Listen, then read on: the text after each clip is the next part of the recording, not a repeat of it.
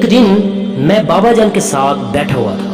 اچانک انہوں نے مجھ سے پوچھا, بیٹا حیض کے بارے میں کیا جانتے ہو؟ میں نے اپنے دل میں الحمدللہ پڑھ کر اللہ پاک کا لاکھ لاکھ شکر ادا کیا کہ ہم بھی اب اپنے آپ کو ان آزاد خیال لوگوں میں شمار کر سکتے ہیں جو اپنے گھر میں ہر قسم کے موضوع پر کھل کر بات کر سکتے ہیں. ساتھ ہی مجھے وہ سارے بیتے سال یاد آ گئے جو میں نے ابا جی کے رعب و دہشت کے ساتھ اس گھر کے گٹھن زدہ ماحول میں گزارے تھے.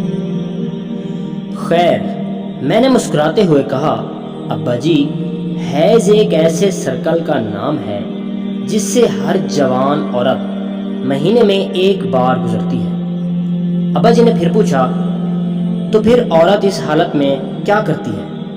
میں نے کہا, ابا جی, عورت اس حالت میں نہ نماز پڑھتی ہے اور نہ ہی روزہ رکھتی ہے.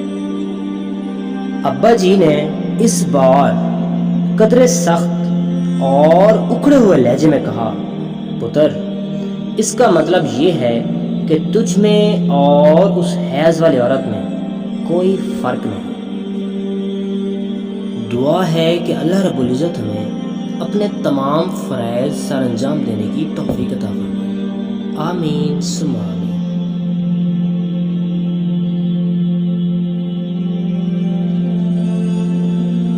یہ ویڈیو صدقہ جاریہ سمجھ کر اور ثواب کی نیت سے زیادہ شیئر کریں.